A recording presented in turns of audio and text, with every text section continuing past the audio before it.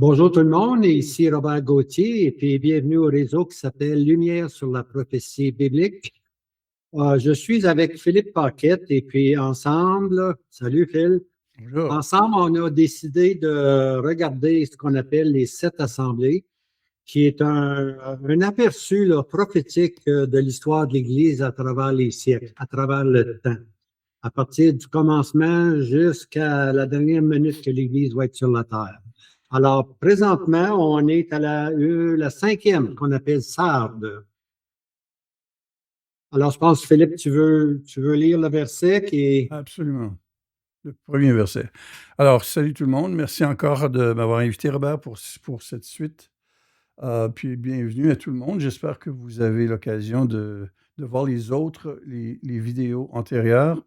L'introduction, ensuite suivi de Éphèse, ensuite c'était Smyrne, ensuite Pergame, la dernière c'était Thyatire et maintenant c'est Sardes. On est dans Apocalypse chapitre 3 et je lis le verset 1. À l'ange de l'assemblée qui est à Sardes, écrit: Voici ce que dit celui qui a les 7 esprits de Dieu et les 7 étoiles. Je connais tes œuvres, je sais que tu as le nom de vivre et tu es mort. OK, habituellement, on commence avec la définition du nom. On sait que c'est des localités. Il y en a eu 7 localités que l'Esprit de Dieu a choisies. Puis chaque localité avait quelque chose de particulier. Puis lorsque l'Esprit de Dieu regarde ces choses-là, il nous donne une vue d'ensemble du comment l'Église va se déployer dans le monde. OK? Les trois premières, comme on a mentionné, sont plutôt sont consécutives. Les trois premières sont consécutives. Une après l'autre. Une après l'autre, simplement. Tandis que les quatrièmes, là, la quatrième, la cinquième, la sixième et la septième, eux vont être successives. Ils vont se succéder une à l'autre, mais quelquefois, ils vont coexister ensemble. Bien, souvent, ils vont coexister ensemble. Mais c'est bon de se rappeler que les trois premières c'est un peu comme historique. Les trois premières sont un peu historiques.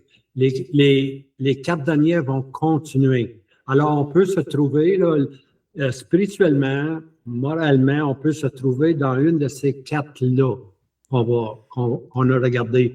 La quatrième, on a vu Thyatire. C'était l'Église papale on a regardé ça comme étant l'Église catholique, l'Église papale et tout le système, puis Jézabel qui enseignait.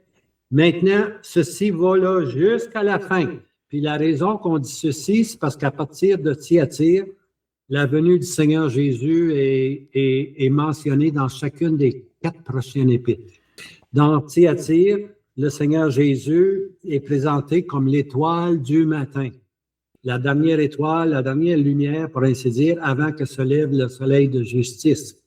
Avec Sardes, on va voir qu'il va se présenter. Sa venue va être présentée, mais d'une façon différente.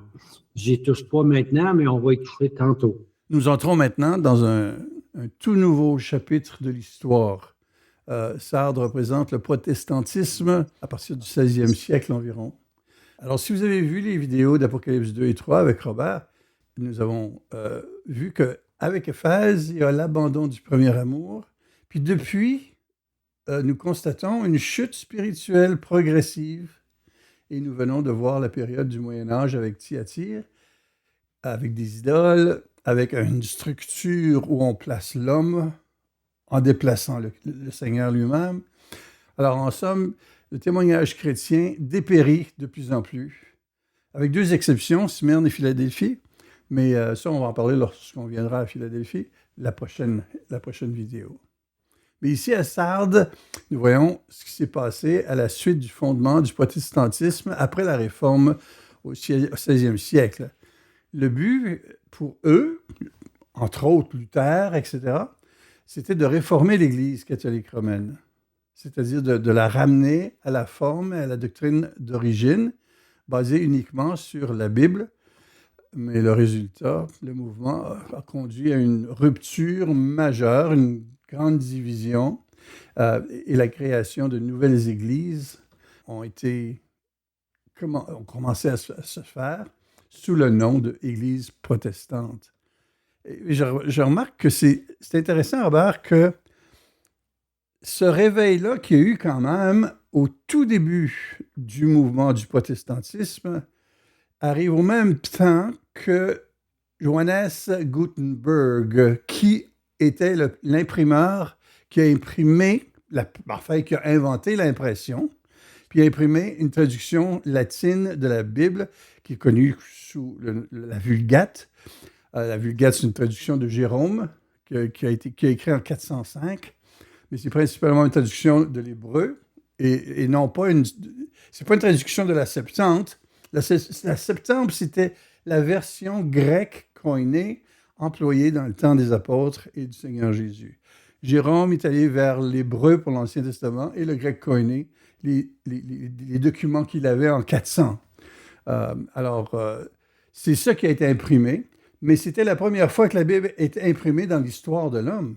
Alors, on peut voir que là, le texte commence à devenir disponible, la Bible au complet commence à être disponible, et ça a un effet, je pense, positif, et on va en parler dans quelques instants. OK. Maintenant, tantôt, j'ai mentionné que j'allais donner la définition de Sardes.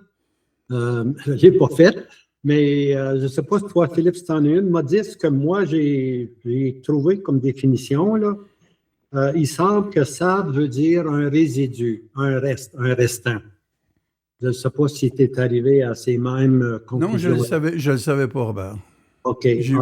Alors c'est un... Il ne faut pas oublier que l'Église précédente, là, c'était la masse, c'était le catholicisme qui est devenu un empire, pour ainsi dire, qui nommait les rois de la terre, il ne faut pas l'oublier. Maintenant, quand le Seigneur Jésus s'est présenté à Thyatire, il s'est présenté, parce que les introductions du Seigneur avant chaque épître sont importantes, c'est son caractère qui ressort. Dans Thyatire, il s'était présenté comme le Fils de Dieu. La dernière vidéo, on a mentionné, c'est peut-être un contraste avec le Fils de Marie. Okay? Parce que le système papal a introduit différentes offrandes, différentes façons de s'approcher de Dieu et non pas directement par le moyen de l'œuvre de la foi, le Seigneur Jésus, lui, exclusivement. Ici, avec Sardes, il va y avoir un résidu qui va sortir du système catholique, du catholicisme, pour ainsi dire. On dit que c'est le système protestant parce qu'on proteste. Okay? C'est une grosse protestation qu'il y a eu contre ce système-là qui était l'Odyssée.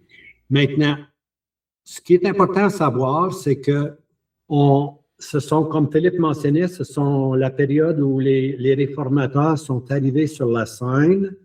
Et puis là, ils vont enseigner des choses que seulement la foi peut nous sauver.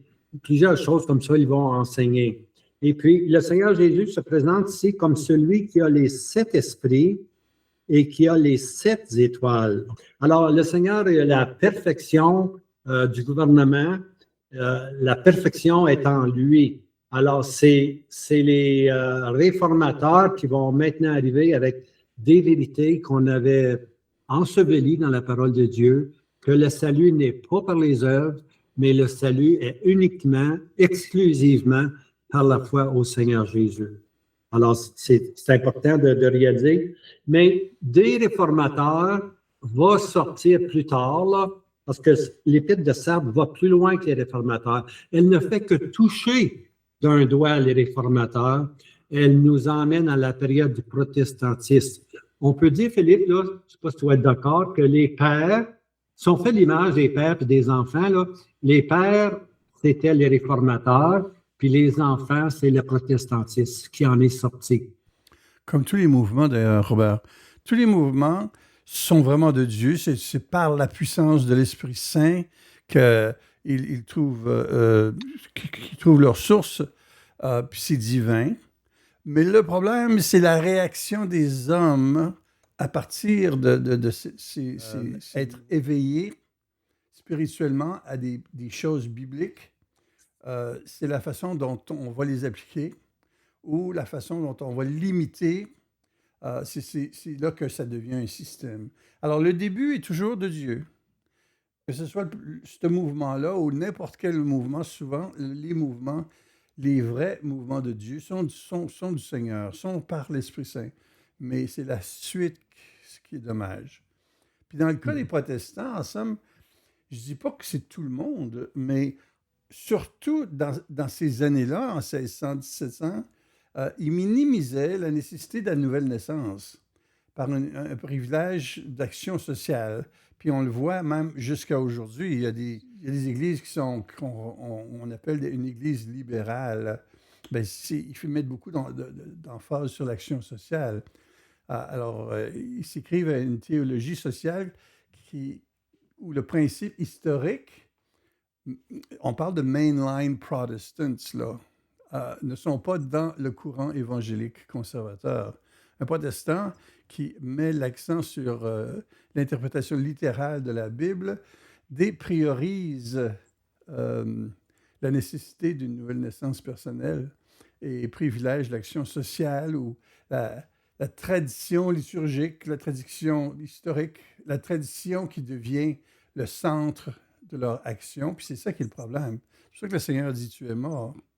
Alors, mettre en question l'historicité des miracles, par exemple, la naissance de Marie, la naissance de la Vierge, étant vierge quand elle a donné naissance, la résurrection littérale, c'est des choses qui n'étaient pas couvertes, qui n'étaient pas encouragées, puis qui ne le sont pas aujourd'hui, surtout parmi les mouvements libéraux des protestants. Les catholiques ont maintenu ces enseignements-là, mais il y a certains protestants qui ne le maintiennent plus. Alors, c'est ça, c'est triste de voir cette théologie-là. C'est la suite d'une époque où les gens se sont réveillés et ont compris l'erreur de l'enseignement qui, par exemple, le salut, on donnait des indulgences en échange pour de l'argent ou pour d'autres biens, d'autres valeurs. Durant Thyatire, les prêtres, les évêques, les cardinaux, et surtout le pape, ils vendaient le salut, si on veut. Puis c'est là que Martin Luther s'est éveillé, puis il a dit, mais il y a quelque chose qui ne va pas avec ça, surtout en lisant la Bible, qui commençait à devenir accessible à tous. C'est qu'on est sauvé par le salut. Puis je vais parler dans quelques instants des 5 solaces du protestantisme. Puis vous allez voir qu'il se limite à ça, mais ça vaut la peine de le connaître. OK. Ben, peux-tu expliquer les solaces? Oui, absolument. Okay, vas-y. Ben, c'est qu'il y a 5 solaces. Il y a le solace scriptura, l'écriture seule. Alors, la Bible est la seule règle parfaite de la foi et de la pratique chrétienne. OK? Alors, on se tient à l'autorité suprême versus la tradition de l'Église, où les décisions humaines les traditions humaines sont influencées dans le catholicisme autant par la tradition de l'Église que par la Bible, tandis que parmi les protestants, eux autres, ils disaient non, il faut que ce soit la Bible seulement qui soit notre autorité et notre influence. La deuxième, c'est sola gratia, donc la grâce seule. Le salut est entièrement un cadeau gratuit de la faveur imméritée ou imméritée de Dieu, qui ne dépend pas des œuvres et du mérite humain. Alors, sola gratia, la grâce seule nous sauve. Ensuite, il y avait le troisième, sola fide, qui veut dire la foi. Fide veut dire foi. Donc, par la foi seule, les pécheurs sont justifiés ou déclarés justes par Dieu uniquement, par la foi en Jésus-Christ et non par les bonnes actions. Les bonnes actions suivent, oui, mais pas précèdent.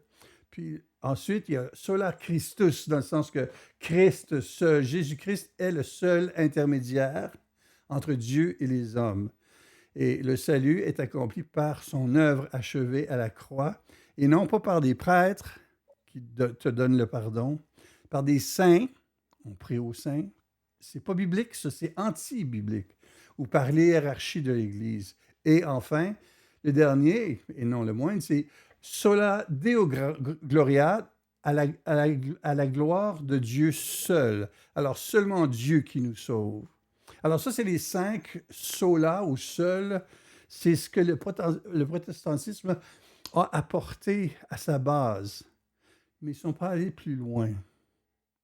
Puis c'est là que le Seigneur va leur dire, il te manque des choses, mais on y arrive, Robert.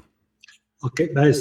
Ces 5 solas-là que tu mentionnes, là, c'est vraiment un retour à la parole de Dieu. Hein? C'est vraiment un retour à ce que la parole nous enseigne. Et puis, je pense à l'apôtre Paul, lorsque l'apôtre Paul allait quitter la scène, ça n'allait pas tellement bien, mais il dit ceci, je vous recommande à Dieu et à la parole de sa grâce. Et puis, c'est justement ça qu'ils ont découvert, eux, là. Ils ont découvert la parole de sa grâce, puis ils ont découvert que seul Christ était le salut. Puis je pense que ça va bien avec le verset qui dit « Je connais tes œuvres ». Je pense que c'est les œuvres des réformateurs, Philippe. C'est surtout les œuvres des réformateurs qui est en vue ici, « Je connais tes œuvres ». Parce que c'est eux qui ont formé le mouvement de se séparer de Thyatire, de cet enseignement-là, pour suivre la parole de Dieu. Ce qui en est résolu, la fin de tout ça, c'est le système protestantiste qu'on va voir là. Lorsqu'ils ont eu besoin d'une protection, c'est un mouvement qui contestait le catholicisme. Alors, à un moment donné, tout ça était de Dieu, c'était bien, mais à un moment donné, les gens ont perdu de la vapeur, pour ainsi dire, puis ils ont commencé à douter de leur capacité, et puis ils vont s'appuyer sur un système humain, et puis le protestantisme va arriver avec des églises nationales, hein, l'église de l'Angleterre, l'église de l'Écosse, etc., tu vois.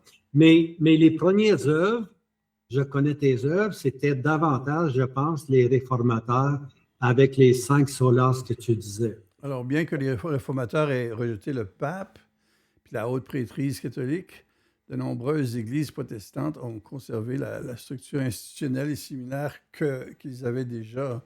Alors, le principe des Nicolaïtes, Robert, a été maintenu. Il y avait une distinction cléricale dans le système protestant, comme il y en avait dans le système catholique, ce qui a été rejeté par Éphèse et ce qui a été accepté par Pergame et influencé par les pères de l'Église, dont Irénée. Irénée est erroné. Ça vient de moi, ça. Mais Irénée, c'est un père apostolique, disciple de l'apôtre Jean. Mais ça, c'est une chose qu'il n'a pas appris. Parce que dans le temps des apôtres, je l'ai dit dans les vidéos antérieures, mais c'est bon de le répéter, le système apostolique a démontré que la direction de l'Église se fait par un collège, si on veut, par une multiplicité de membres qu'on appelle les anciens ou les surveillants. Je le dis encore, ce nom-là est interchangeable selon les apôtres. Regardez dans Actes, par exemple, puis vous allez voir que dans le même verset, on emploie ancien comme surveillant, puis on emploie surveillant comme ancien. Alors, ils sont vus comme... Mais c'est eux qui donnaient une direction. Mais par la suite, sous l'influence d'Irénée, on a commencé à mettre un évêque par chaque assemblée. Puis c'est là qu'il a commencé à avoir un contrôle sur le peuple. C'est ça que les Nicolaïtes, Nico veut dire dominer, et puis laïque vient de laïque, donc dominer sur le peuple. Alors, ils ont maintenu la même doctrine, puis les protestants, au lieu de revenir vraiment à l'ère apostolique, they fell short, as we say in French. Alors, c'est ça aussi. Alors, le mouvement est résumé là, à la fin du verset 1. Là, tu as le nom de vivre et tu es mort. Hein? Alors, c'est un mouvement qui, comme on disait, avec les réformateurs, ça a très bien commencé, mais avec le temps, avec les années, ce qui a suivi, c'est une profession, c'est une religion protégée par l'État. Et puis, elle a le nom de vivre. Il semble y avoir il y a vraiment un mouvement où on veut s'attacher à Dieu, mais dans le fond, c'est une des formes qu'on a. Tu as le nom de vivre, mais tu es mort. Hein? Tu es mort ou tu es mort. Tu tu as le nom de vivre et tu es mort. Alors, c'est ça la conclusion que celui qui a les 7 esprits, c'est-à-dire l'Éternel, qui est dans sa perfection, il regarde, puis il voit vraiment il voit la forme. C'est très beau, c'est très bien, mais tu as le nom. Tu as un nom de vivre, mais tu es mort.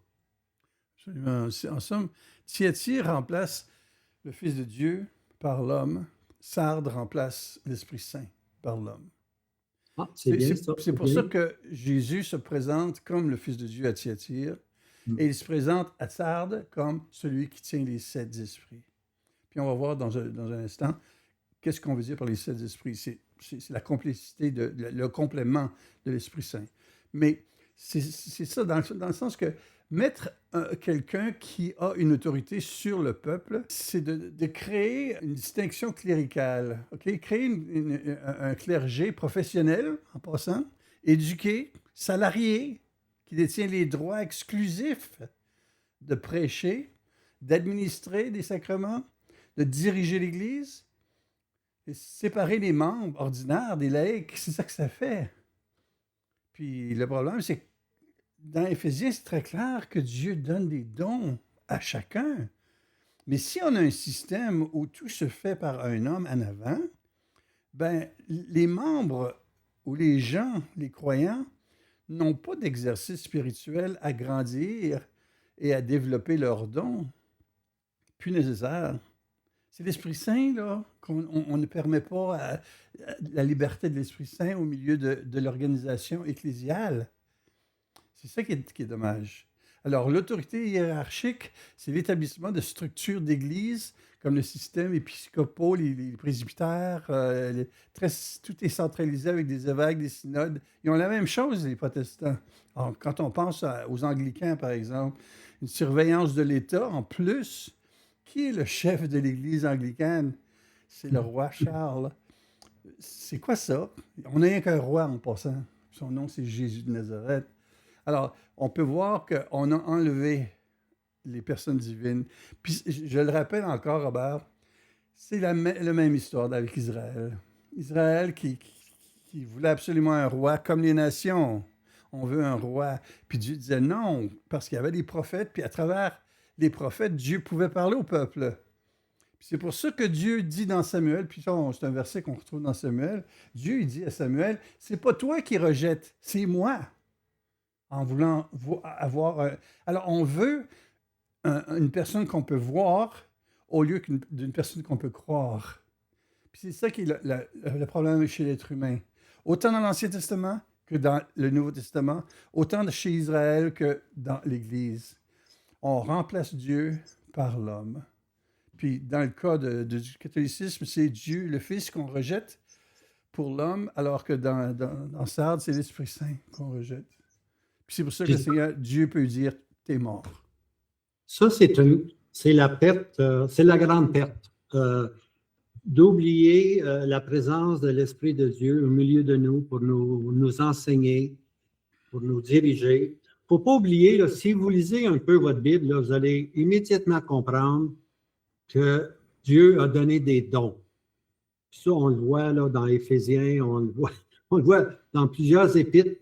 Dieu a donné des dons pour des évangélistes, des docteurs, des pasteurs, des dons d'enseignants. Au peuple? Au peuple, ben oui, c'est ça, là. Puis, si Dieu donne, voyez-vous, le principe est la tête et Christ donne des dons à l'Église, à l'Assemblée. Au corps. Au corps. Si Christ donne du ciel ces dons-là à qui il veut, OK, à qui il veut, il les donne. Ces gens-là sont responsables simplement d'aller et de faire valoir leurs dons. Ils n'ont pas besoin d'être attitrés. Le don qu'ils ont parle par eux-mêmes. C'est ça qui leur donne leur autorité. C'est le don. Lorsque tu as un don, tu es responsable de l'utiliser pour le corps. Okay? Maintenant, si vous êtes d'accord avec ce principe-là, que Dieu a donné des dons à l'Église, à l'Assemblée, à ce moment-là, il y a un autre principe qui doit embarquer, c'est la liberté des dons. Exactement. OK? Si on ne donne pas la liberté des dons ou si on donne exclusivement à certaines personnes, c'est quoi? C'est un clergé, si tu veux, si on donne au clergé ou si on donne à ceux qui sont rémunérés, ceux qui ont pris des cours bibliques, ceux qui ont été dans des universités, si on leur dit, c'est vous autres qui allez nous enseigner, à ce moment-là, on limite, là. On vient de limiter, on n'a plus la liberté des dons. On choisit des hommes. On choisit des hommes pour nous enseigner. Puis c'est la perte de l'Église. On peut vraiment comprendre, tu as le nom de vivre, mais tu es mort. L'Esprit de Dieu n'agit plus maintenant. Ce sont des hommes qu'on a mis en avant. Et puis malheureusement, lorsqu'on perd Christ, premièrement, comme Thyatire a fait, puis comme ici on perd la puissance de l'Esprit de Dieu, puis la liberté de l'Esprit de Dieu au milieu de nous, bien, on a le nom de vivre. Quand est-ce qu'on va retrouver la puissance? Il va falloir attendre à la prochaine épître pour se rendre là. Mais maintenant, on est on descend à une pente très, très, très rapide. Très rapidement aussi. Il ne faut pas oublier qu'aujourd'hui, si tu n'as pas ton bout de papier, si tu n'as pas ton bachelier ou ta maîtrise ou ton doctorat, ben, tu ne peux pas prendre la responsabilité d'avoir une...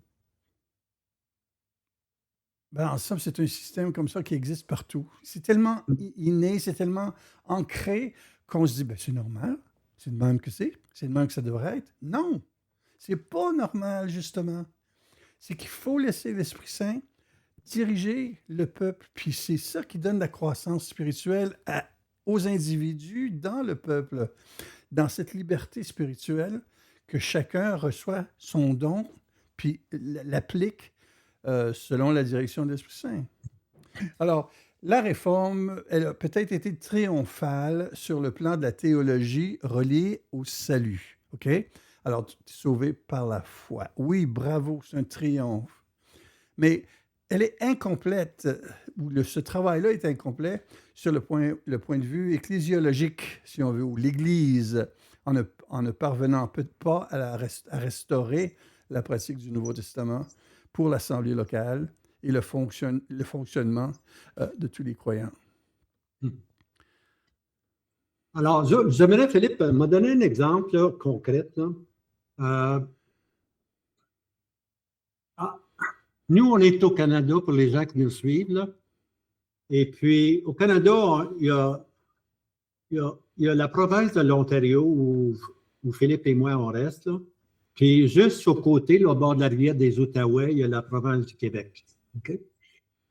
Lorsque tu es dans la construction, au Québec, on demande des cartes.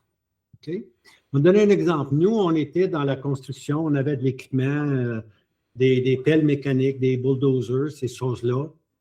En Ontario, tu n'as pas besoin d'avoir une carte. Si tu es bon opérateur, là, si tu es doué, si tu as le don de bien travailler et de bien opérer ta machine, tu ne manqueras pas d'ouvrage. OK? Au Québec, c'est différent. Au Québec, il faut avoir une carte. Il faut que tu sois approuvé par la société québécoise comme quoi tu es opérateur de pelle mécanique ou opérateur de bulldozer. Alors moi, je reste pas loin du Québec et puis les gens, ils venaient, je cherchais un opérateur de pelle, puis les gens disaient, ben j'ai ma carte, j'ai ma carte, j'ai ma carte. Oui, mais lorsqu'on les voyait travailler, on ne les voulait pas. Ils n'avaient pas la maîtrise de l'équipement. Ben, c'est la même chose pour des dons. Tu l'as ou tu ne l'as pas. Okay? Ce n'est pas quelque chose que tu vas apprendre à l'université. C'est un don qui vient de Dieu. Alors, on n'a pas besoin. Ce n'est pas parce que tu as une carte que tu es certifié que tu vas vraiment opérer dans les choses de Dieu. Tu vas seulement opérer dans les choses de Dieu si Dieu t'a donné un don. Puis Dieu donne le don à qui il veut. Et puis, lorsque tu as un don, tu réalises qu'on n'est absolument rien. C'est le Seigneur qui donne à qui il veut. Il est souverain, mais il faut lui répondre à lui. Alors, si vraiment on a cette liberté-là de laisser les membres s'épanouir au milieu de nous, il va y avoir de la nourriture en abondance puis il va y avoir, bien aimé, de la diversité. De la diversité. C'est un peu pour ça aussi. Ce manque-là est spirituel, puis les gens le ressentent, Robert. Puis c'est pour ça que les églises institutionnelles, avec un clergé... Écoute, je pense qu'au Québec, je ne sais pas si c'est 500 ou 5000 églises qui ont fermé dans les derniers, je ne sais pas combien d'années, là, quelques années, là, sont toutes à vendre. OK? Des fois, ça va être un bar, des fois, les églises, ça vend 500, là. Tu sais, je veux dire, je sais qu'il y a un départ. Les églises perdent des membres. Les églises traditionnelles, je parle. Alors, je parle là, de ce qu'on appelle en anglais de high church.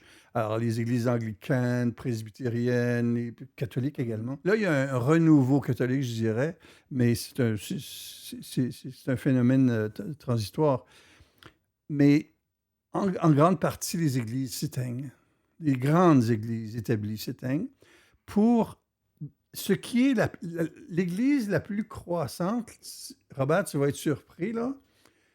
C'est les églises de maison. Il y en a de plus en plus. Même, je lisais les statistiques, là, puis les chiffres sont incroyables. J'ai des notes là-dessus que je vais partager avec lorsqu'on va être avec Philadelphie. Mais j'ai été surpris, vraiment, c'est comme incroyable. Alors, moi, je trouve que c'est une bonne nouvelle, parce qu'il y a quand même un réveil spirituel, parce que le Seigneur vient. Le Seigneur va venir bientôt, je pense. Robert et moi, on est convaincus du fait qu'on est à la fin des temps. Puis c'est un peu pour ça aussi, étant placé où on est, Robert, on est bien placé, nous, pour pouvoir regarder le passé et pouvoir interpréter ce que le Seigneur dit à Jean en l'année 95-96, au sujet de ces 7 églises-là. Jean comprenait probablement pas trop, mais c'est pas grave, il écrivait. C'était comme un scribe. Il écrivait, il était inspiré. Nous, on peut non pas seulement comprendre, mais on peut voir historiquement ce qui est arrivé et qui est complètement compatible exactement à chacune de ces églises-là dans l'ordre tel qu'on le sait historiquement. Alors, on n'invente pas des choses. Tu sais, on est béni de vivre là dans la période où on vit parce qu'on peut comprendre, parce que l'histoire nous démontre exactement ce que le Seigneur voulait dire. Mais le Seigneur, c'est incroyable combien prophétique qu'il est, quel grand prophète. Il a vu toutes les 2000 ans. Puis je parlais un peu des 7 esprits. Le Seigneur se présente comme celui qui a les 7 esprits. Là, on parle de la plénitude de l'Esprit Saint, évidemment. Puis les 7 étoiles. 7 étoiles, les 7 messagers. OK? Je vais en parler dans un instant. Puis ça, c'est l'autorité ecclésiastique. Parce que c'est ça que le protestantisme a manqué de réformer. Puis c'est pour ça que le Seigneur le mentionne. Il dit, c'est moi qui les tiens. C'est moi qui tiens ceux qui sont les messagers de l'Église. Alors, je tiens l'Esprit Saint, pas seulement, j'ai l'Esprit Saint, et je tiens dans mes mains les étoiles.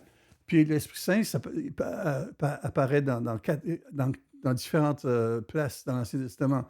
Mais les 7 esprits, on le retrouve dans Ésaïe chapitre 12, verset 2, qui dit ceci, « Et l'Esprit de l'Éternel reposera sur lui. » Donc, la première chose, c'est sa présence, la présence de l'Esprit Saint sur le Messie, l'onction. Première chose. L'esprit de sagesse, deuxième. Troisième, l'esprit d'intelligence. Quatrième, l'esprit de conseil. Cinquième, l'esprit de force. Sixième, l'esprit de connaissance. Et le septième, l'esprit de la crainte de l'Éternel. Ça, je le répète encore, c'est dans Ésaïe, chapitre 11, verset 2. C'est un verset que je viens de vous citer. Moi, j'ai ajouté les chiffres, là. Puis il y a un très beau verset qui va avec ça, selon moi. C'est dans Ésaïe 42, verset 1, qui dit « Voici mon serviteur que je soutiens, mon élu, en qui mon âme a mon plaisir. J'ai mis mon esprit sur lui. Il apportera le jugement aux nations. » Là, on parle évidemment du Seigneur dans un jour futur, quand il apportera le jugement aux nations. Alors, voici les 7 esprits. C'est intéressant, Philippe, parce que quand tu parlais, il y a un verset qui m'est venu en mémoire, là. Apocalypse 5, verset 6. Je vais te le lire. Ça parle de l'agneau qui s'était né là comme immolé. OK? C'est la scène du chapitre 5, l'agneau qui est là comme immolé, ayant 7 cornes, c'est-à-dire la plénitude de la puissance, parce que des cornes, c'est des puissances. La plénitude de la puissance appartient à l'agneau. 7 yeux, c'est l'intelligence, la sagesse parfaite qui appartient à l'agneau. Et finalement, les 7 esprits qui parlent de la plénitude d'administration qui est en lui. OK? Maintenant, ça, c'est important, les 7 esprits, parce que le problème de Sardes, c'est qu'ils se sont confiés dans l'État. C'est ça. C'est ça. Et au lieu de se confier dans les 7 esprits, la puissance qui est parfaite dans le Christ, on s'est appuyé, on a fait des États une béquille, on s'est appuyé dessus, puis c'est là que le déclin a commencé, Oui. tout simplement. Je vais en parler de ça, mais je viens de terminer avec, parce que c'est un très bon point, Robert, que tu apportes, puis il faut mettre de l'emphase là-dessus, parce qu'il faut comprendre historiquement qu'est-ce qui est arrivé. Mais je viens de terminer sur les étoiles qui représentent les messagers. Premièrement, une étoile, c'est ce qui brille dans la nuit. On retrouve la lumière en découvrant l'étoile. Puis l'étoile représente les messagers. Les anges aussi sont des messagers. Alors, ça représente les anciens ou les surveillants pour donner la direction et guider les assemblées. OK? Alors, c'est le Seigneur qui les a dans ses mains. Mais ils sont tournés, les protestants se sont tournés vers les rois puis les princes terrestres pour les protéger. Puis les protéger du pape, en passant. C'est le pape qui voulait détruire les protestants. On a laissé le gouvernement diriger l'Église au lieu de laisser le Christ le faire. Mais Jésus le rappelle, je n'ai pas abandonné mon pouvoir. J'ai toujours l'esprit et je possède toujours les étoiles. C'est le Seigneur qui dit ça. Le véritable pouvoir spirituel vient uniquement du Seigneur, pas d'un gouvernement ou d'un chef politique. Mais historiquement, par la Réforme, l'Église s'institutionnalise sous les autorités séculières, comme les princes. Dans ce temps-là, les princes allemands, parce qu'oubliez pas que Luther était allemand, donc le mouvement a commencé en Allemagne, puis il y avait différents princes en Allemagne à ce moment-là qui étaient d'accord avec Luther, que vendre les indulgences. Les indulgences, bravo, c'est ça. Vendre les indulgences pour de l'argent, ils réalisaient, comme Luther, que non, c'est pas biblique, c'est pas comme ça, c'est la foi qui nous sauve, etc. On ne peut pas être sauvé en donnant de l'argent à un prêtre. Alors, c'était des princes, au pluriel, qui devaient combattre contre le pape, puis une protection militaire et légale contre les menaces d'excommunication d'un empereur particulier. À ce moment-là, c'était Charles V, Charles V. Puis le pape, dans ce temps-là, je ne me souviens pas trop du nom du pape, mais cette alliance, elle a menacé le principe de l'établissement de l'Église. Puis c'est là que les luthériens en Allemagne ont créé leur Église, les Anglicains, avec Henri VIII. On connaît cette histoire-là. Henri VIII qui remplaçait toujours sa femme parce qu'il ne donnait pas un fils. Alors que c'est le mâle qui décide du sexe de l'enfant, c'est pas la femme. Mais en tout cas, ça, il ne savait pas dans ce temps-là. Mais du point de vue théologique, ceci démontre que le magistrat ou le civil devenait la puissance temporelle de l'Église. Alors, Charles V, le roi, voulait absolument détruire tous ces protestants. Puis c'est là qu'ils ont recherché la protection des autres rois. Puis un des rois qui n'aimait pas Charles V, c'était François Ier en France. Alors là, ils sont allés voir François Ier, ils ont eu de l'aide. Et puis, ils sont éventuellement établis dans un monde politique. Puis, ils ont mélangé complètement le spirituel avec le politique. Alors, est-ce que ça nous amène au verset 2? Oui, Apocalypse, oui. Chapitre 3, versets 2 et 3.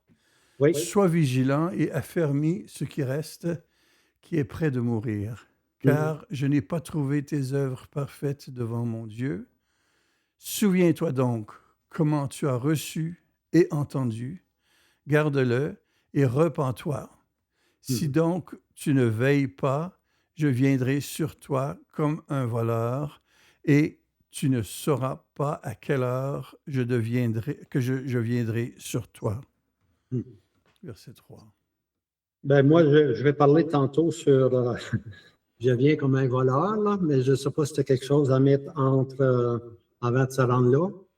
Le Seigneur il dit affermis ce qui reste. Alors, je pense qu'il voulait stimuler les croyants à revenir à la parole.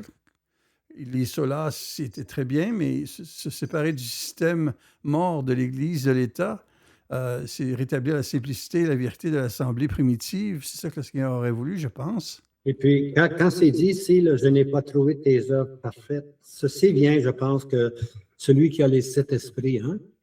Celui qui a les 7 esprits sonde les reins. Et puis, il voit vraiment ce qui se passe. Et puis, il peut aussi prévoir ce qui va arriver. Alors là, l'exhortation, c'est sois vigilant, affermis ce qui reste. Il n'en reste pas beaucoup, affermis-le. Je n'ai pas trouvé tes œuvres parfaites. Celui qui sonde les reins dit, je n'ai pas trouvé tes œuvres parfaites. Les réformateurs ont fait un beau travail, le retour à la parole, le retour à la foi, le retour à la Bible, mais ça l'a dégénéré. Et puis, celui qui a les 7 esprits voit vraiment ce qui se passe. Alors, souviens-toi donc comment tu as reçu et tu as attendu, et garde et repens-toi. On entend ça souvent dans les épîtres, hein, de se souvenir puis de se repentir. Ça, c'est important de réaliser des fois, il y a une décroissance spirituelle.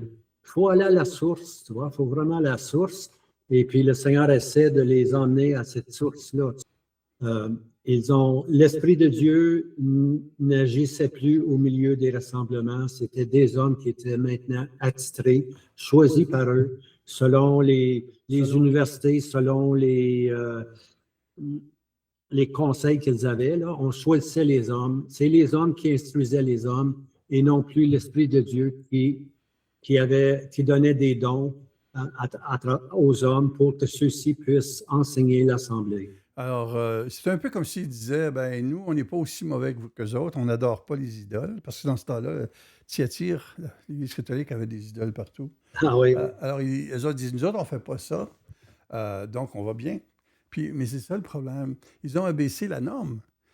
Pour se comparer aux autres, pour se rassurer, au lieu de mesurer la norme divine, c'est la manière d'abaisser la norme, dans le fond. Mais Dieu ne veut pas seulement qu'on soit meilleur que les autres, meilleur que les méchants, tu sais, je veux dire.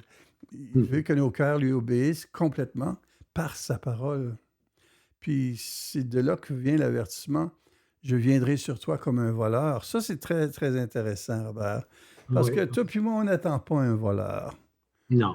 Nous autres, on attend notre époux, la bienheureuse espérance. Alors, moi, j'aimerais ça que le Seigneur vienne aujourd'hui. Tu sais? Alors, mais ici, c'est « je viendrai sur toi comme un voleur », il s'adresse à des gens qui, on dirait, qui ne sont pas enfants de Dieu. Ben, souvent, lorsqu'on voit l'expression comme un voleur, c'est sur la profession. Okay? Parce que le croyant, lui, qui attend le Seigneur Jésus, il ne l'attend pas comme un voleur, il est à la fenêtre, puis il regarde si le Seigneur Jésus va venir. Tu vois, il a en main sa poignée de la porte pour lui ouvrir. C'est ça. Ça, c'est la norme, okay, du croyant qui attend le Seigneur Jésus. Mais lorsqu'on est engagé dans le monde, et puis lorsque vraiment nos occupations ne sont plus le Christ, à ce moment-là, on a ce qu'on appelle la profession chrétienne. Souvent, on a le nom de vivre, mais on est mort. C'était justement ça où le protestantisme est arrivé. Le nom de vivre, mais tu es mort. Et puis, à ce moment-là, le Seigneur se présente comme un voleur qui va venir, qui va les juger. Il va juger la profession chrétienne. Maintenant, Philippe, j'aimerais revenir sur un principe que tu as énoncé là, il y a quelques secondes, qu'il faut revenir à la source. Hein? Et puis, si on veut, là, lorsqu'on veut comparer, eux se comparaient à Thyatire. Ils n'ont plus l'intelligence, ils n'ont plus le pape, ils n'ont plus rien, on est meilleurs. Mais si on veut se comparer, là, il faut toujours aller à la source, ce que Dieu a donné. Il faut regarder dans le livre des Actes ce que l'Église était à la Pentecôte, au commencement des Actes. Ça, c'est la seule façon qu'on peut voir où on est rendu aujourd'hui. On ne peut pas se comparer avec le catholicisme, on ne peut pas se comparer avec le protestantisme. On doit se comparer avec ce qui a été donné dès le commencement, ce que l'on retrouve dans le livre des Actes, ce qu'on retrouve que les croyants fonctionnaient sur le principe de l'Esprit de Dieu au milieu de nous pour nous diriger, puis les dons au milieu de nous pour nous édifier. Il faut retourner à ce principe-là. Si on regarde ailleurs, on a une fausse balance partout. Il faut aller à ce qui a été donné initialement. C'est très important de croire que le Seigneur est suffisant, parce qu'il l'est. Puis c'est ce que le Seigneur veut qu'on croie. Le Seigneur veut qu'on se fie à lui. Puis comme tu dis, Robert, c'est triste de voir ça. Puis il ne faut pas que vous pensiez, du moins, ce n'est pas ce que notre désir à Robert et à moi, de passer des jugements sur les autres croyants, sur les autres chrétiens. Notre appel n'est pas de juger qui que ce soit.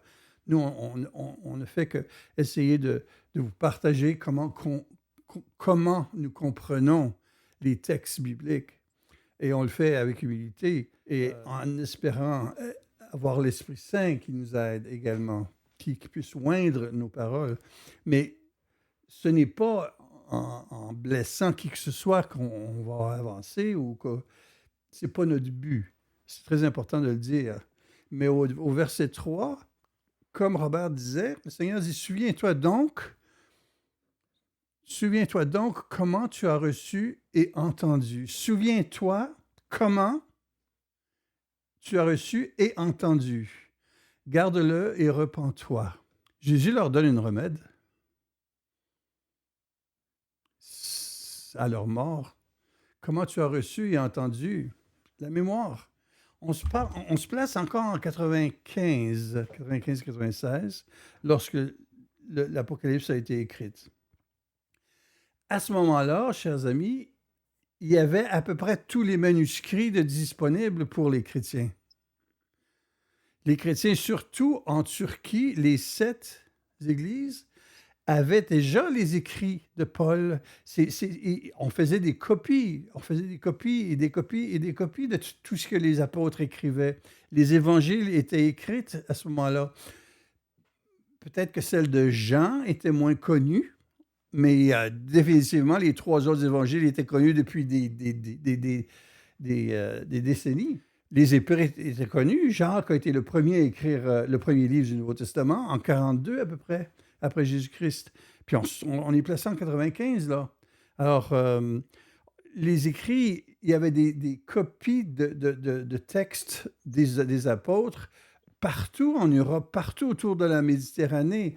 Alors, quand le Seigneur dit « Repens-toi », qu'est-ce que tu as reçu? C'est les écrits. Puis qu'est-ce que tu as entendu? Parce que dans ce temps-là, quand on se rencontrait, parce que pas tout le monde avait une Bible comme aujourd'hui, on lisait les textes apostoliques à haute voix lorsqu'il y avait une collectivité ensemble. Alors, souviens-toi de ce que tu as entendu, garde et repens-toi. Alors, c'est de ça que le Seigneur parle. En d'autres mots, il y a une pilule pour ton état spirituel, c'est ta mémoire. Retourne à ce que tu as connu et entendu. Retourne à la source, comme Robert disait. Ce qui est important, c'est... On a dit que les quatre prochaines, là, en parlant de Thyatire, Sardes, et puis Philadelphie, et puis finalement Laodicée, ces 4-là, ils sont successives, OK? Ils sont successives. Et puis, la raison pourquoi on dit ceci, c'est que, parce que le retour du Seigneur, comme on l'a mentionné, c'est quelque chose qui est mentionné à partir de la 4e Église. Dans les 3 premières, le retour du Seigneur n'est pas mentionné. Okay? Ce sont des mouvements historiques qui sont vraiment arrivés. L'ensemble aurait pu se convertir. Okay? L'adresse était à l'ensemble. Mais lorsqu'on arrive à la 4e, 5e, 6e et 7e, ce sont maintenant des individus qui sont appelés. Le Seigneur parle aux individus. Maintenant, La raison qu'on dit ceci, c'est parce que le retour du Seigneur est présenté dans Thyatire. Tiens ferme jusqu'à ce que je vienne. Alors, le retour du Seigneur est présenté à Thyatire. Lorsqu'on arrive ici à Sardes, je viendrai comme un voleur. Voyez-vous, le retour du Seigneur est toujours là. Donc, ces quatre-là continuent parce qu'on parle toujours du retour du Seigneur. Puis, lorsqu'on va arriver à Philadelphie, je viens bientôt. Le mot bientôt, pour la première fois, va être introduit. Je viens bientôt. Et puis, à la dernière aussi, le retour du Seigneur est présenté. Donc, le fait qu'on a le retour du Seigneur dans les quatre dernières nous indique que les quatre dernières vont continuer ensemble. Maintenant, au verset 4, j'ai mentionné que Sardes voulait dire un reste, un résidu. Au verset 4, toutefois, tu as quelques noms à Sardes. Alors là encore, on retrouve qu'il y a un résidu. Il y en avait un qu'on le croit ou qu'on ne le croit pas, là. Il y en avait un dans Thyatire, non pas Thyatire, dans Thyatire, au verset 24, mais à vous, je vous dis aux autres qui n'ont pas cette doctrine et n'ont pas connu les profondeurs de Satan. Donc, dans le système papal, il y a un résidu. Les autres, je vous dis aux autres, les autres, c'est les résidus. Ici encore, au verset 4, toutefois qu'il y a quelques noms à Sardes. Encore là, il y a un résidu. Il va toujours y avoir un résidu, Philippe. On pourrait lire le verset 4 justement maintenant. Oui. Alors, toutefois, donc on est dans Apocalypse chapitre 3, verset 4. Toutefois, tu en as quelques-uns à Sardes qui n'ont pas souillé leurs vêtements. Et ils marcheront avec moi en vêtements blancs, car ils en sont dignes. Alors, même au milieu d'un système mort et institutionnel, le Seigneur distingue un reste. Il lui dit, tu en as quelques-uns. Il les connaît individuellement, en passant. C'est très intime ici. Le Seigneur nous connaît individuellement. Ce sont ceux qui n'ont pas souillé leurs vêtements. Les vêtements souillés signifient se mêler au monde ou adopter les façons de faire, comme le protestantisme, se fier aux autorités, se fier à l'homme.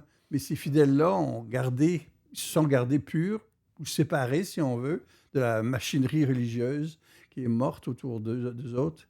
Le Seigneur leur promet une récompense très spéciale. Ils marcheront avec moi en vêtements blancs. Bon, il y en a quelques-uns qui sont dignes. Hein? C'est un résidu. Il y en a quelques-uns qui sont dignes d'avoir les vêtements blancs. C'est beau, ça. Je trouve ça beau. Ouais. Alors, on arrive-tu au verset, au verset 5 et 6? Non, 5 seulement. OK, oui. Verset 5. Hein? OK. Oui, on peut aller au verset 5. Apocalypse 3, verset 5. Celui qui vaincra, celui-là sera vêtu de vêtements blancs.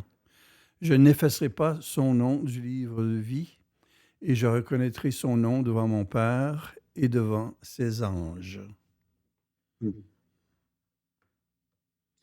Je n'effacerai point. Ben, les vêtements blancs, on l'a vu au verset 4, là. Hein, celui-là qui a été vêtements blancs. Et je n'effacerai point son nom du livre de vie. Ceux qui ont les vêtements blancs. OK? Son nom ne sera pas effacé du livre de vie. Maintenant, le système protestantiste avait des livres où on enregistre le nom des gens. Okay? Un registre. Le fait que tu allais et tu avais quitté le système papal et puis tu étais maintenant un protestant, tu étais considéré comme quelqu'un qui était sauvé. Donc, on mettait ton nom dans le livre de vie. Puis, le Seigneur Jésus dit à ceux qui sont vrais, là, je n'effacerai point son nom du livre de vie. En d'autres mots, le Seigneur va effacer le nom de ceux que les hommes ont mis dans les registres des hommes. Que les gens écrivent que tu es sauvé, ça ne veut vraiment rien dire, dans le fond. Ce qui est important, c'est que Dieu écrit ton nom dans son livre à lui, le livre de vie. Puis Dieu ne fait aucune erreur lorsqu'il écrit un nom. Il est là en permanence. Sécurité. Sécurité. Sécurité du salut. Puis d'ailleurs, lorsqu'on va au grand trône blanc, là, les gens sont ressuscités, Mais ceux qui n'étaient pas, c'est comme si on fait une recherche dans le livre de vie, parce qu'il est mentionné là, le livre de vie. C'est comme si Dieu fait une recherche pour voir est-ce que je me suis trompé, je vais regarder dans le livre de vie. Ben non, leur nom n'est pas écrit dans le livre de vie. Donc, c'est le jugement, ils s'en vont dans le jugement. Alors, Dieu écrit nos noms, qui sont là en permanence. C'est une encre qui ne s'efface point. C'est bien dit ça. Dans Sardes, c'était des gens qui se souciaient d'avoir, comme la section le dit, le nom de vivre. Ils disaient, nous autres, on est vivants. Ils se comparaient. Mm-hmm. Alors, pour eux autres, la réputation parmi les hommes était importante. Mais ce qui est important, c'est ce que le Seigneur dit. Je reconnaîtrai son nom. C'est le Seigneur qui va reconnaître. Ça, c'est important. Alors, je confesserai son nom, c'est-à-dire je le reconnaîtrai comme étant à moi. C'est pareil comme dans Matthieu, chapitre 10, verset 32, vous allez voir. Puis ça, c'est une gloire, Robert, que le Seigneur va nous donner dans un jour futur. Absolument. Oui. Parce que le Seigneur Jésus vient, c'est simple, hein? Le Seigneur Jésus vient pour son Église, puis il revient avec son Église. C'est à ce moment-là que la gloire va être manifestée. Tu vois, nous qui sommes souvent regardés comme des gens un peu bizarres, un peu étranges, mais lorsque les gens vont voir Christ qui revient en gloire, qu'est-ce qu'il y a avec lui? Il y a son assemblée qui est là. Puis les gens vont vraiment confesser qu'on était aimés d'un amour particulier, hein? L'amour de Christ pour l'assemblée. Puis il y a 7 ans de différence entre le pour et le avec. Ah oui, il y a 7 ans de différence, justement, oui. Il va venir pour Oui. l'Église, pour l'enlèvement, avec l'Église 7 ans plus tard, lorsque le Seigneur... Là, on est rendu à la deuxième venue du Seigneur en passant. C'est là que la deuxième venue a vraiment lieu. C'est pas, il ne vient pas à l'enlèvement.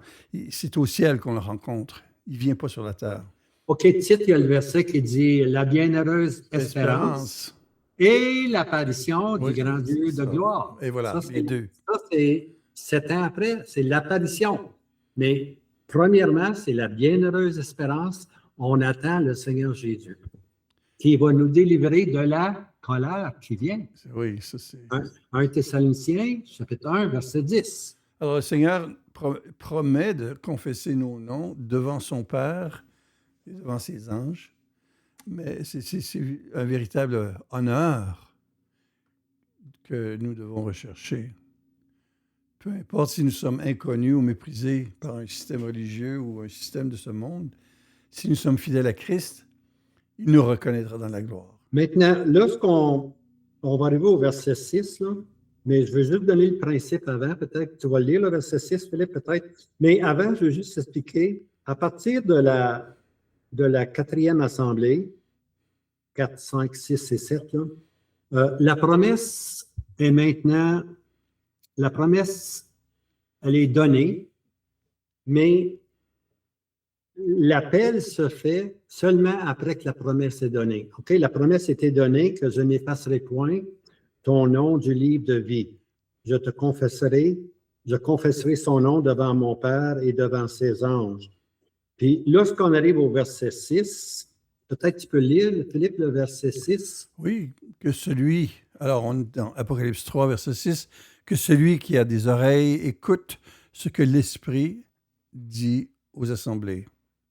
Alors ici, c'est l'appel maintenant. L'appel, elle est individuelle. Elle était collective. L'appel était collectif.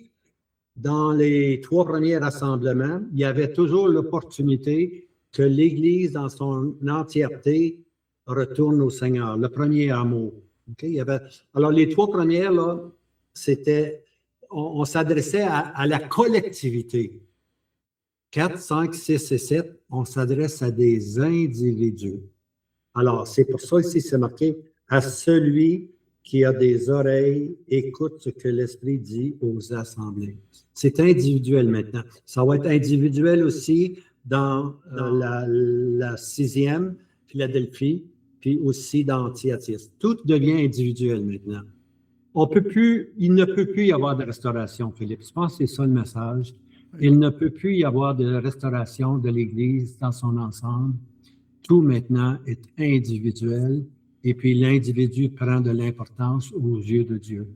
On peut même dire qu'on pouvait avoir l'espoir d'une repentance collective pour les 3 premières églises. Oui, Mais oui. les 4 dernières, c'est impossible. Les 4 dernières, le Seigneur s'adresse à un groupe à l'intérieur de chacune d'elles. Amen. C'est amen à ça, moi. Puis la pensée biblique ici, ce n'est pas d'entendre, qui est un acte passif en passant, mais c'est d'écouter. Puis le verbe, c'est akoueto en grec, qui indique l'écoute, c'est actif. Alors c'est un verbe actif qui conduit à l'obéissance, à l'action, d'écouter. L'utilisation insiste sur le fait que l'esprit cherche des récepteurs actifs, un par un. C'est ce qu'on retrouve. Amen. Ah ben, c'est bien. Je pense que ça nous a emmené à cette... c'était la 5e, celle-là, hein, Philippe? 5e, oui. Le 5e, oui. Et puis, on va aller, dans la prochaine vidéo, on va se diriger à une autre, là, qu'on appelle Philadelphie.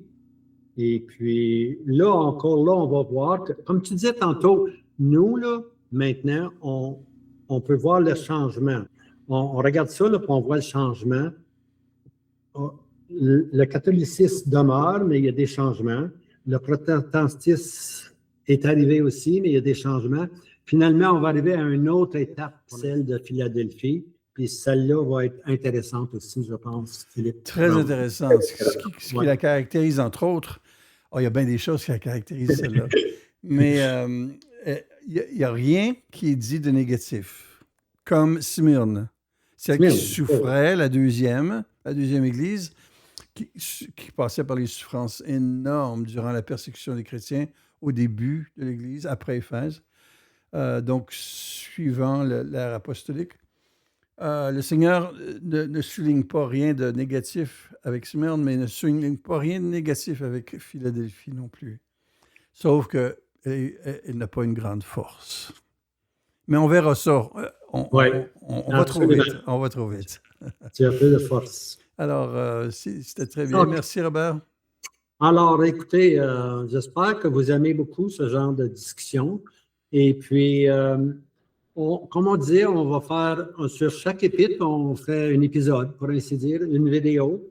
Et puis, certainement, vous allez avoir des questions. Puis, ce qu'on va faire, Philippe et moi, lorsque les questions vont venir sur mon réseau, Lumière de la prophétie biblique, je vais prendre les questions, les mettre ensemble. Et puis, Philippe et moi, on va lire les questions, puis on va essayer d'y répondre.